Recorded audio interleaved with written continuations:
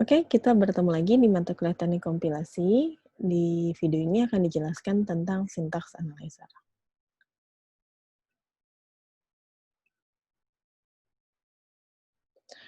Oke, seperti kita ketahui, dalam tahapan kompilasi itu tahap pertama adalah lexical analyzer yang sudah kita pelajari di pertemuan sebelumnya. Kemudian tahap kedua itu adalah syntax analyzer.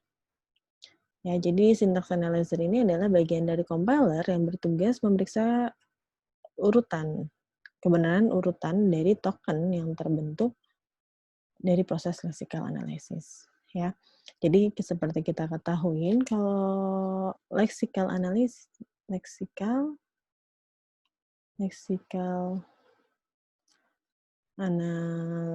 itu punya output adalah token-token atau rangkaian token. Nah, di syntax analyzer atau syntax analysis, inputnya itu adalah rangkaian token ini.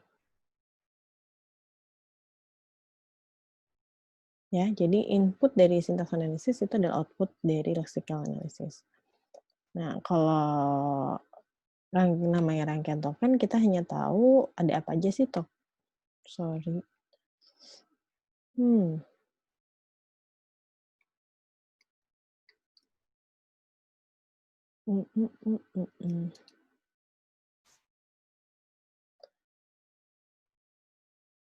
Nah, kalau misalkan rangkaian token, itu berarti kita hanya tahu apa aja sih token-token yang ada dari program yang sedang dicek itu. Ya, misalkan tokennya, ini nama tokennya, misalkan ENT, terus bill, terus 910 sama dengan, nah, dia hanya tahu ini saja.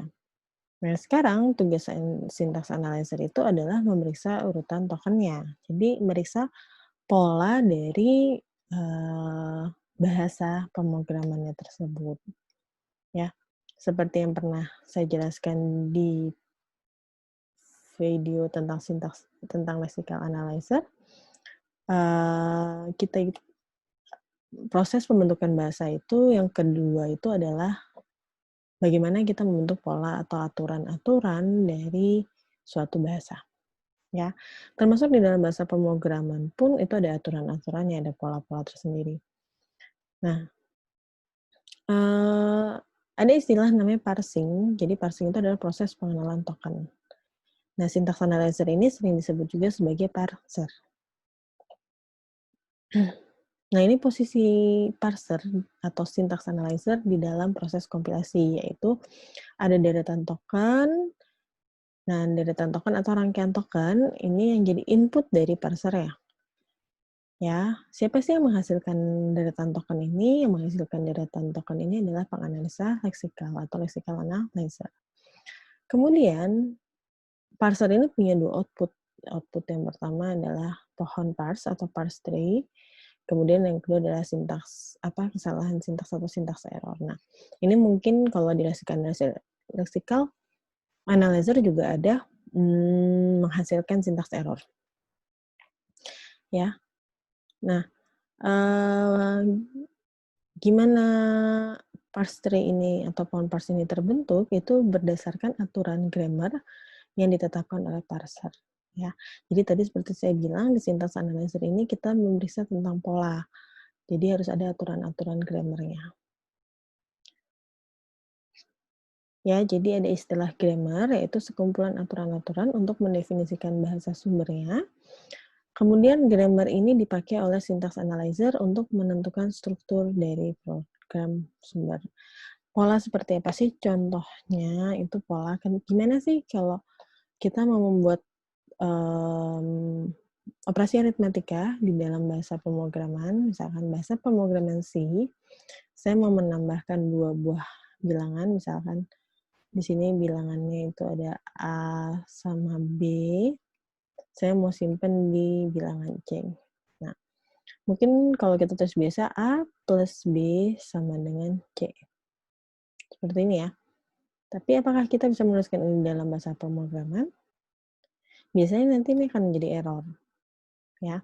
Karena bahasa pemrograman mengenali operasi aritmatika itu dengan menuliskan hasil variabelnya dulu, sama dengan baru apa operasinya. Nah, ini sih contoh dari pola yang harus diterjemahkan, pola atau aturan dalam bahasa pemrograman khususnya, ya. Nah, pola-pola seperti inilah yang akan dicek oleh syntax analyzer. Ya, apakah memang program yang dibuat itu sudah sesuai aturan atau belum. Kalau memang tidak sesuai seperti ini, contohnya ini nanti yang munculnya sebagai syntax error. Nah, di dalam parser, grammar yang digunakan untuk parser itu dikenal sebagai context free grammar atau CFG. Apa itu CFG? Kita bisa lihat pengertiannya di sini. CFG itu sebuah notasi formal untuk menyatakan definisi rekursif dari suatu bahasa. Apa sih rekursif? Rekursif itu adalah pengulangan. Jadi, CFG itu adalah notasi formal untuk menyatakan definisi yang berulang dari sebuah bahasa. Nah, sebuah grammar itu terdiri dari satu atau lebih variabel yang merupakan kelas-kelas dari string, yaitu bahasa. Jadi sebuah grammar itu bisa terdiri dari satu atau lebih variabel. Contohnya ada suatu bahasa namanya LPAL, di mana terdapat hanya satu variabel P yang menyatakan himpunan dari palindrom-palindrom, yaitu kelas-kelas dari string yang membentuk bahasa LPAL. Jadi ada satu bahasa namanya bahasa LPAL. Nah, dia punya satu variabel, yaitu variabel P yang menyatakan himpunan dari palindrom. Oke, mungkin kalian belum pernah dengar palindrom itu apa.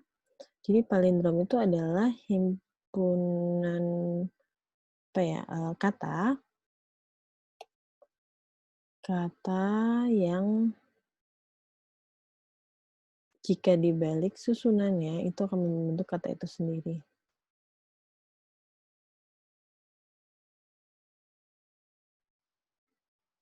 Akan membentuk kata itu sendiri.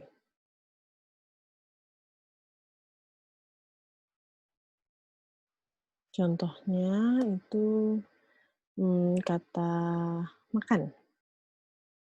Nah, maaf, kok makan sih? Oke. Contohnya kata apa. Apa itu kalau posisinya dibalik pasti tetap jadi apa. Ya. Kemudian apalagi ya contohnya? Tapi kalau misalkan kata-kata atau, kalau dibalik jadi UATA. Nah, ini bukan palindrom, sedangkan yang ini adalah palindrom. Ya. Jadi ada satu bahasa LPAL yang punya satu variabel P yang menyatakan himpunan dari palindrom.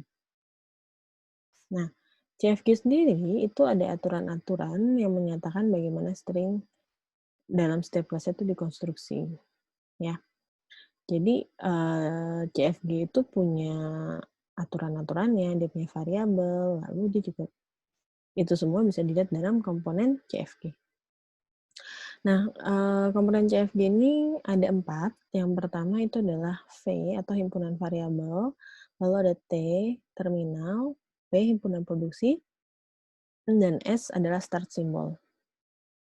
Kita akan lihat satu-satu, apa itu himpunan variabel, apa itu terminal, apa itu himpunan produksi, dan apa itu start symbol. Nah, ini contohnya bagaimana kita membentuk sebuah CFG dari sebuah definisi bahasa.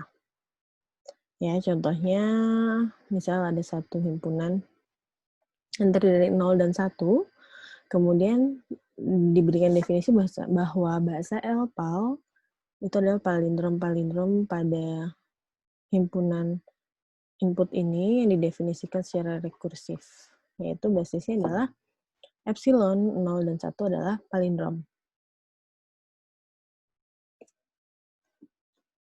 Lalu induksinya adalah jika W adalah sebuah palindrom, begitu juga OWO, 0W0 atau 1W1. Dan tidak ada string lain dalam LPAL selain string yang diperoleh dari basis dan induksi. Ya. Nah, ini aturannya. Aturan bagaimana kita membentuk sebuah palindrom. Ya. Jadi aturannya itu adalah epsilon, 0, dan 1 itu adalah palindrom.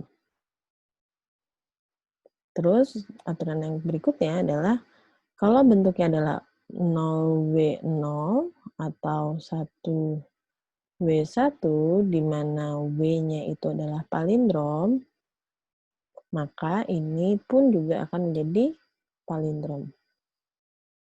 Ya, itu adalah aturannya. Sekarang gimana kita menentukan CFG-nya? Jadi CFG untuk palindrom dalam alfabet 0 dan 1 itu adalah yang pertama, tadi ada satu variabel namanya variabel P. Ya, kalau kita lihat di atas tadi, di sini ada satu variabel yaitu variabel P.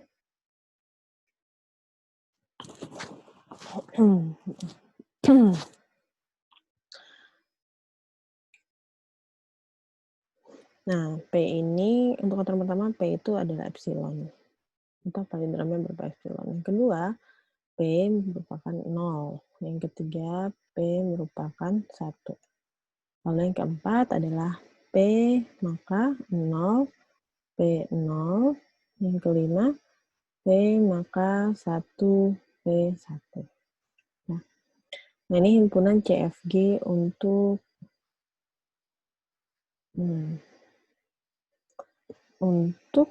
palindrom. Untuk bahasa LPAL tadi. Ya. Kemudian,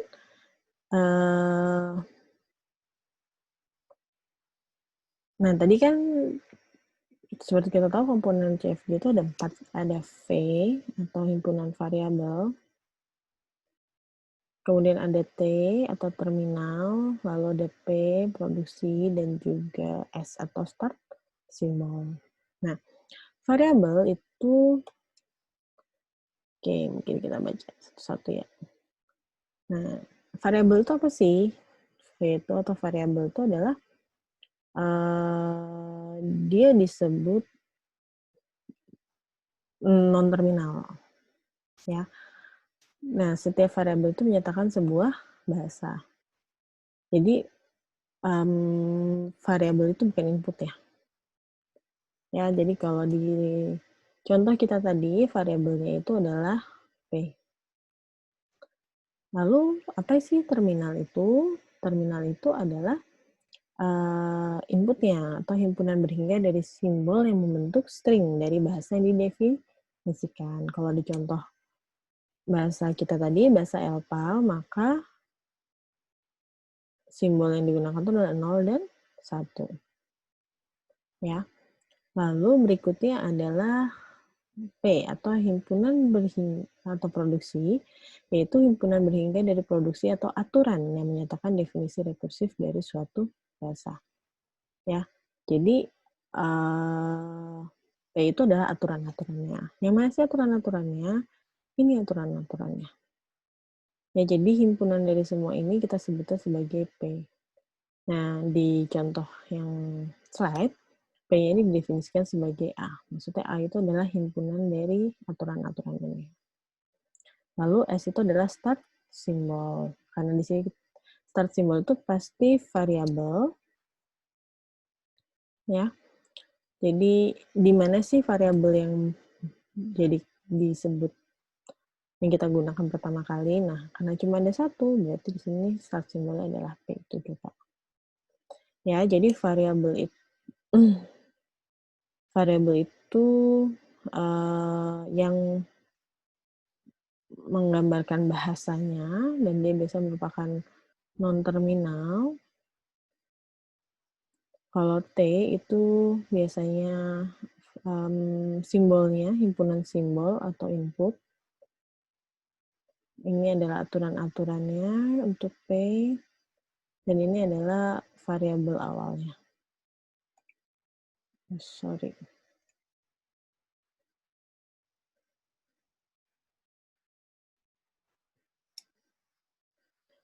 Variabel awal. Ya. Nah, ini definisi tentang CFG. Ini ada contoh kedua tentang gimana sih kita mendefinisikan CFG ini. Jadi ada sebuah CFG menyatakan ekspresi dalam bahasa pemrograman dengan ketentuan ekspresi dibatasi hanya menggunakan operator buka kurung, tutup kurung, plus dan tambah dan kali. Lalu argumen bisa berupa identifier yang dibatasi hanya untuk huruf A, B, 0, dan 1. Setiap identifier haruslah diawali dengan A atau B dan dapat diikuti oleh string dalam antara A, B, 0, atau 1 secara berulang. Ya. Nah, kalau kita lihat di sini, dari CFG ini penjelasannya, di sini sebenarnya ada dua variabel, yaitu yang pertama adalah ekspresi dan yang kedua adalah identifier. Ya, jadi kita punya dua variabel, ada dua variabel, yaitu ekspresi dan identifier. Nah, ekspresi ini bisa kita sebut sebagai E, identifier ini bisa kita sebut sebagai I. Ya, kemudian yang berikutnya kita harus cari aturan-aturannya. Gimana sih aturan? Oh, sorry, sebelum kita ngomongin aturannya, berarti kita harus cari apa aja sih inputnya. Nah, kalau kita lihat dari sini, berarti inputnya ada buka kurung, tutup kurung, plus, kali, lalu ada A, B, 0, dan 1. Ini terminalnya. Kalau ini tadi adalah V atau variabel. Nah, selanjutnya kita harus tahu P atau aturan-aturannya apa aja. Ya. Pertama, kita mulai dari ekspresi dulu. E itu bisa dibentuknya apa aja. Pertama pakai tanda kurung buka, E tutup. Lalu ada E, maka ada plus kan, berarti bisa E plus E. Lalu berikutnya ada E dikali E. Nah, si E ini bisa juga berupa identifier. Ya kan? Lalu identifier sendiri bisa berupa apa aja? Harus diawali dengan A atau B, dan dapat diikuti oleh string A, B, 0, atau 1 yang bisa 0 atau berulang. Kalau misalkan string lanjutannya 0, berarti I itu bisa berupa A, dan juga bisa berupa B saja, ya kan? Yang berikutnya, I itu bisa diikuti oleh A, lalu ada I yang diikuti oleh B, lalu ada I yang diikuti oleh 0, dan yang terakhir ada I yang diikuti dengan 1. Ya. Nah, ini dari himpunan produksi kita.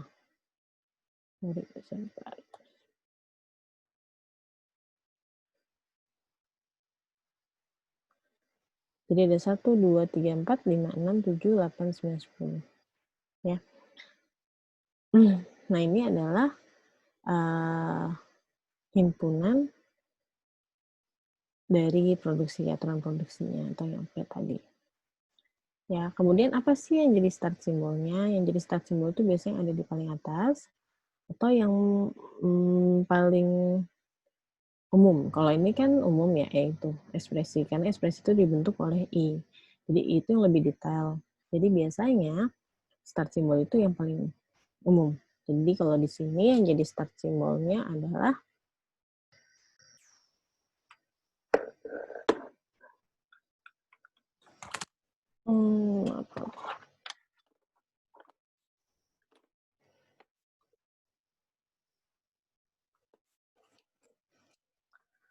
Oke, sorry ada.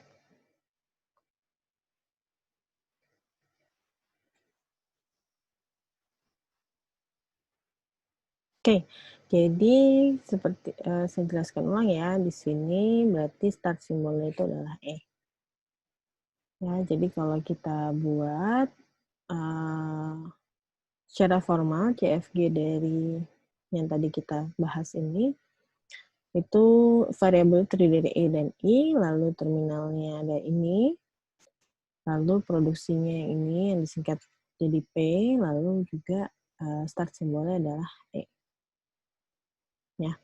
Ini ada CFG-nya. Nah, itu tentang bagaimana kita membuat CFG. Nah, kemudian apa sih hubungannya CFG ini dengan syntax analyzer? Nah, CFG inilah yang dipakai syntax analyzer untuk memeriksa, apakah, eee, token-tokennya itu urutan tokennya itu sudah sesuai dengan, pola bahasa pemrogramannya, ya.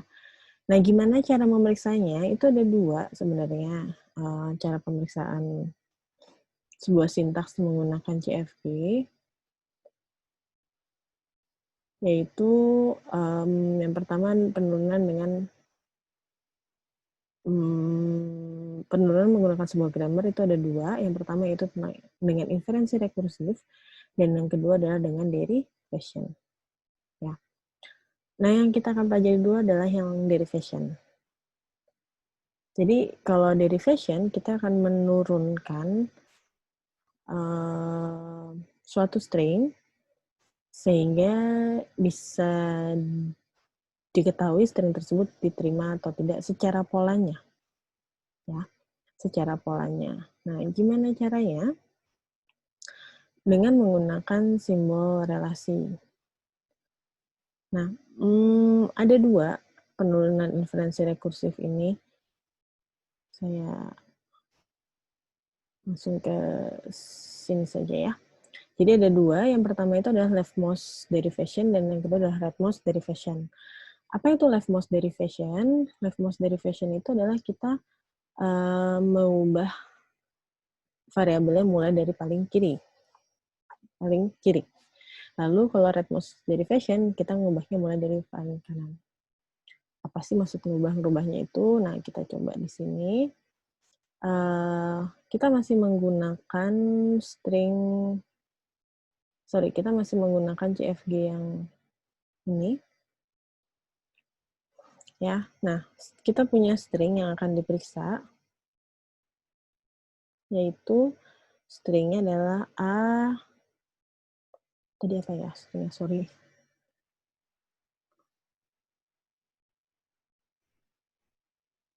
A dikali A, oke. A dikali buka kurung A plus B 00. Nah, ini string yang mau kita periksa. Sekarang kita mau pakai leftmost derivation. Kalau leftmost derivation, kita akan mulai dari sebelah paling kiri. Nah, langkah pertama, kita pakai aturan, karena ada 2 variabel E sama I, tadi start simbolnya adalah E, berarti kita mulai harus dari E dulu. E ini kita rubah seperti apa supaya bentuknya menjadi seperti ini. Karena kita mau di sebelah kiri, berarti kita lihat operator paling kiri. Operator paling kiri adalah kali, berarti kita pakai aturan yang nomor 3, yaitu E kali E. Udah aturan nomor 3, leftmost. Jadi kalau leftmost tulisannya begini ya. Lalu berikutnya, kita mau ubah apa?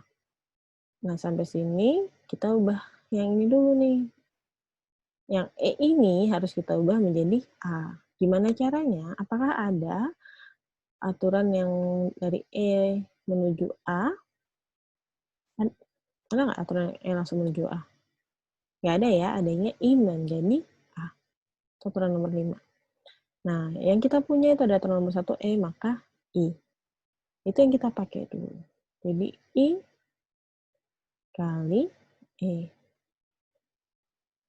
Ya, ini pakai aturan nomor 1, leftmost. Berikutnya, baru kita ubah I ini menjadi A. Ada nggak aturan yang merubah dari I menjadi A? Ada aturan nomor 5 ya. Jadi di sini saya akan pakai A ditambah, A dikali E. Pakai aturan nomor 5. Oke, sampai sini kita udah samain bentuknya jadi A kali. Sekarang E yang ini harus kita ubah dalam buka kurung A plus B00. Berarti kita harus pakai yang aturan nomor, untuk ubah yang E ini harus kita ubah pakai buka kurung. Berarti pakai aturan nomor 4. Ya, jadi A dikali buka kurung E tutup kurung. Ini pakai aturan nomor 4, leftmost. Berikutnya, E yang ini harus kita lihat lagi nih, apa sih operatornya, plus. Berarti harus kita pakai yang ada plusnya, yaitu nomor 2, yaitu A dikali buka kurung E plus E. Lalu, berikutnya, sekarang kita udah punya A dikali buka kurung. Nah, E ini mau kita rubah jadi apa? Jadi A, berarti tadi sama kayak yang ini ya, cara dari E ke I dulu, I baru ke A. Berarti ini I plus E. Di sini berarti pakai nomor 1, leftmost. Kemudian berikutnya, yang I ini kita ubah menjadi A. A dikali A plus E. Pakai aturan nomor berapa? Iya, pakai aturan nomor 5. Oke, nah sekarang tinggal yang E ini mau kita ubah menjadi B00. Gimana caranya? Kalau saya pakai aturan yang E, maka I nomor 1, terus I, berarti harus jadiin I dulu kan? Karena untuk jadi terminal ini harus lewat identifier. Berarti A dikali A ditambah I. Ini pakai aturan nomor 1. Nah, sekarang saya harus ubah I ini menjadi B00. Gimana cara dia jadi B00? Kalau saya rubah jadi B, pakai aturan nomor 6. Kita coba ya, A dikali A ditambah B. Nah, ini saya jadiin B. Nah, bisa nggak saya nambahin 0 di belakangnya? Udah nggak bisa, karena sampai sini sudah tidak ada variabel lagi. Jadi ketika ini sudah tidak ada variabel, berarti kita sudah bisa turunkan lagi. Berarti bukan pakai aturan nomor 6. Nah, karena kita lihat di belakang ada 00, berarti kita bisa pakai aturan yang nomor 9. Jadi I 0. Nah, sekarang apa? Saya punya A dikali A ditambah I 00. Apakah I-nya langsung saya ganti ke B? Kalau ingin saya ganti ke B, nanti jadi B0. Sedangkan kita mau B0, 0. Berarti I-nya harus saya ganti lagi jadi I0. Jadi I0, 0. Pakai nomor 9 lagi, leftmost. Nah, terakhir baru I-nya kita rubah jadi B, yaitu A dikali A ditambah B00. Pakai aturan nomor 6. Nah, ini adalah tentang leftmost dari fashion. Ya, jadi kita merubahnya jadi sebelah kiri. Jadi kita mulai dari start simbol, kita ubah bentuknya menjadi seperti string yang kita cari. Kalau misalnya dia bisa berhasil menjadi string yang kita cari, nah berarti string ini diterima, atau berarti polanya itu sesuai. Itu kalau leftmost dari fashion. Nah, sekarang kita lihat gimana kalau rightmost dari fashion. Jadi kita mau lihat kalau rightmost. Masih dengan string yang sama, yaitu A dikali dalam kurung A plus B00. Nah, kalau tadi kita mulai dari kanan kiri, berarti sekarang kita harus mulai dari kanan. Kita sama, mulai dari E, kali kanan, berarti kita Kalau kita di sini ada buka kurung, tapi kalau kita langsung pakai buka kurung, nanti kalinya jadi nggak muncul. Berarti kita harus tetap mulai dari E kali E. Ya, ini menggunakan 3 ln. Nah, setelah itu apa? Kalau tadi kita mulai dari sebelah sini, berarti sekarang kita mulainya dari yang sini. E ini harus kita rubah jadi buka kurung A plus B0, 0. Ya kan? Gimana caranya? Berarti harus kita kasih kurung dulu kan? Berarti jadi E dikali buka kurung E. Ini pakai nomor 4, ini leftmost. Ini rightmost. Kok L, ini rightmost. Kemudian berikutnya, berarti sekarang tinggal ini kita harus ubah jadi A plus B0, 0. Berarti kita pakai yang ada plusnya, yaitu aturan nomor 2. Aturan nomor 2 ini berarti E dikali buka kurung E plus E. Aturan nomor 2. Rightmost. Kemudian, nah, setelah gini, kita mulai dari paling kanan. Berarti paling kanan yang ini harus kita rubah jadi B0. Gimana caranya? Apakah kita bisa langsung ke terminalnya? Nggak bisa, kita harus ke I dulu ya. Jadi harus E dikali buka kurung E plus I. Menggunakan aturan nomor 1, rightmost. Lalu berikutnya adalah I yang ini kita ubah jadi B0, 0. Sudah jadi B00, sama kayak yang tadi kita mulai dulu berarti dari nomor 9. Berarti E dikali E plus I0. Pakai aturan nomor 9, rightmost. Lalu dari I00 ini baru E dikali E plus I00. Sama, masih pakai 9. Kemudian baru I-nya kita ganti dengan B00. Nah, pakai nomor 6. Nah, ini udah selesai sampai sini B00. Sekarang tugas kita adalah merubah ini menjadi A. Gimana? Berarti kita pakai nomor 1 dulu, yaitu E dikali buka kurung I ditambah B00. Lalu, setelah itu baru I-nya kita ganti jadi A pakai nomor 5. E dikali A ditambah B00. Berikutnya, hanya sudah jadi, sekarang tinggal E yang ini kita ganti jadi A. Oke, ini kita pakai sama masih nomor 1, sama kayak tadi, ngerubahnya jadi harus jadi I dulu, baru baru A plus B00, baru terakhir kita pakai nomor 5, jadi A dikali A ditambah B00. Nah, inilah penurunan dengan menggunakan rightmost derivation. Nah, ini contoh gimana sih caranya syntax analyzer itu untuk memeriksa apakah string tersebut sudah sesuai polanya atau belum. Ya. Jadi kalau tadi ada leftmost derivation dan juga rightmost derivation. Oke. Sampai sini dulu pertemuan kita. Nanti di pertemuan selanjutnya saya akan jelaskan bagaimana memeriksanya dengan menggunakan inferensi. Oke, terima kasih. Sampai bertemu lagi.